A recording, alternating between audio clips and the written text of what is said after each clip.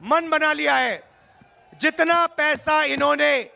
अदानी अंबानी को दिया, उतना पैसा इंडिया गठबंधन की सरकार हिंदुस्तान के गरीब लोगों को, किसानों को, मजदूरों को, बेरोजगार युवाओं को देने जा रही है। कर लो जो करना है आपको, आप जो करोगे करो, हम जो करने वाले हैं हम करेंगे। भाइयों और बहनों, एक बात याद रखो, चुनाव में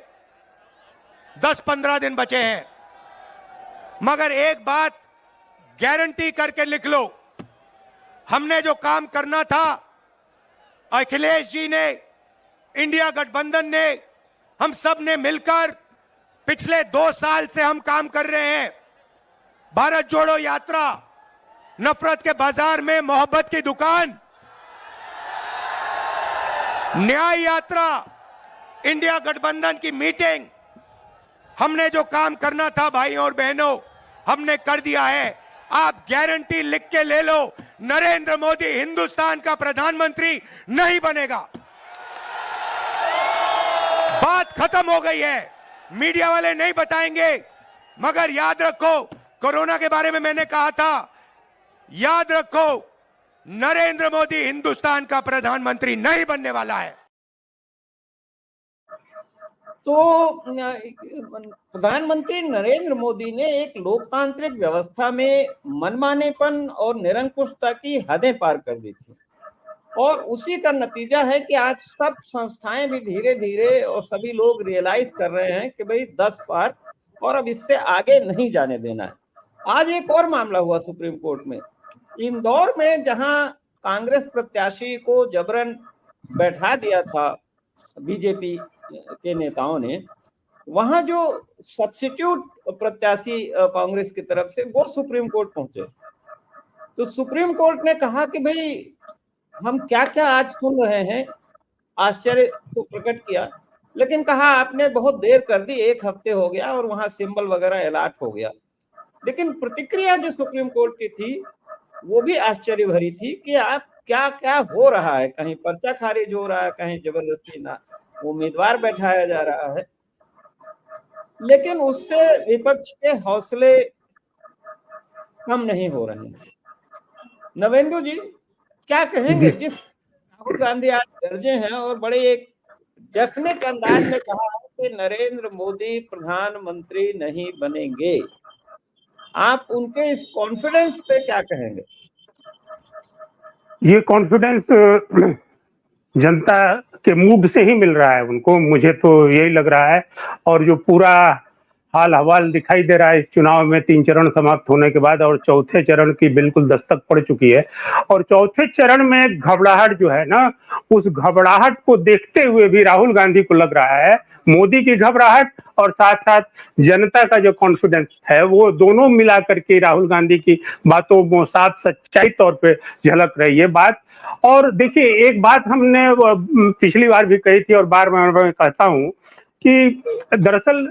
मोदी का झूठ इतना बढ़ता गया ना कि वो उस झूठ में ही घिरते जा रहे हैं, और वो लगातार घिरते जा रहे हैं।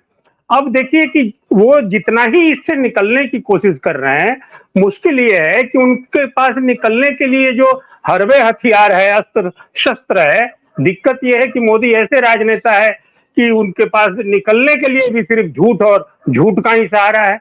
तो एक तो झूठ को लेकर के जनता पहले से ही आकुल व्याकुल है, इसलिए कि 10 साल का झूठ जो है अगर कंसोलिडेट होता है तो वो कहीं ना कहीं तो मन मस्तिष्क पर मतदाताओं के प्रभाव डालेगा। लेकिन बीजेपी की सबसे दिक्कत क्या है, जो मुझे लगा इस चुनाव में,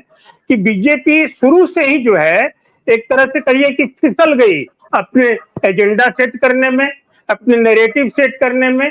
इसलिए कि उसके पास उसका काम बताने के लिए नहीं था। उसके पास कोई वैसी योजनाएं नहीं थी जिन योजनाओं को वो बता सके और जनता को फिर लुभा सके या फिर वादे कर सके। 10 साल के वादे जो हैं उनके, या फिर जो उनके काम है, वो जग जाहिर हो चुके। जो उनकी तमाम अच्छे दिन जैसी घोषणाएं थी, 15 लाख जैसी घोषणाएं थी, वो सारी घोषणाओं का हस्र देख चुका है आदमी। तो ये मुश्किल हुआ बीजेपी के साथ कि वो नैरेटिव सेट करे तो क्या सेट करे। लेकिन उसने इसीलिए कांग्रेस को निशाना बनाया,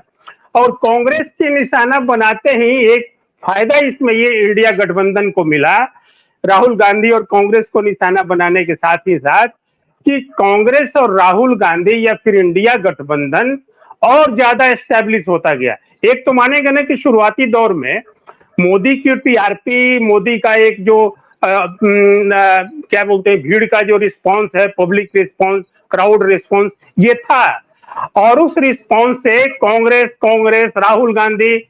और फिर या तो फिर उसके बारे में झूठी बातें ये निकलने लगी, तो लोगों को मोदी ने खुद ही राहुल गांधी का प्रचार कर दिया, कांग्रेस का प्रचार कर दिया। और दिक्कत ये कि उनके पास अपनी बातें नहीं थी कहने की, इसलिए वो लगातार विरोध और एक दुश्मनी के चुनाव में उतर गए।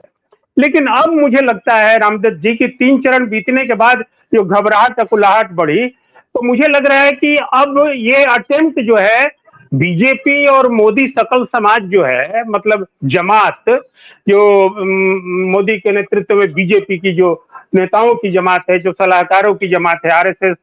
की आधा अधूरी जमात कहिए, आरएसएस भी भाग गया है, लगभग आधा कहिए, तो वैसे में वो जो जमात है, अब मोदी इसको और मोदी शाह मंडली खास तौर पर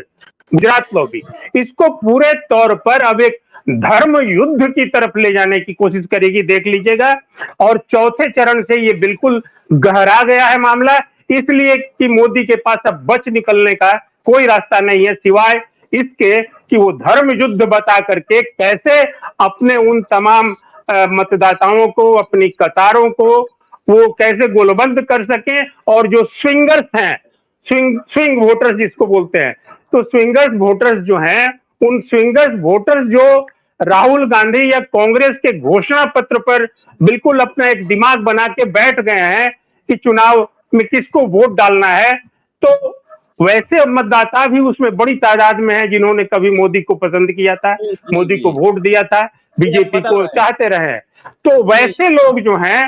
उनको प्रभावित किया जा सके, इसलिए खुल के अब अमित शाह और नरेंद्र मोदी उतर गए हैं इस बात पर कि हिंदू मुसलमान और ये धर्म युद्ध है। मैं आपको बताऊं, पटना में पत्रकारों की भी एक लॉबी, जो पद्मश्री लेने वाले पत्रकार हैं, वैसे पत्रकारों की लॉबी में भी एक बड़ी गोलबंदी हो रही है। और मैं आश्चर्य कर रहा हूं कि सोशलिस्ट पृष्ठभूमि के लोग ऐसे पत्रकार पूछ रहे हैं और वो कह रहे हैं कि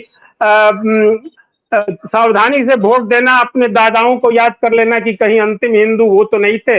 ऐसे पोस्ट किए जा रहे हैं।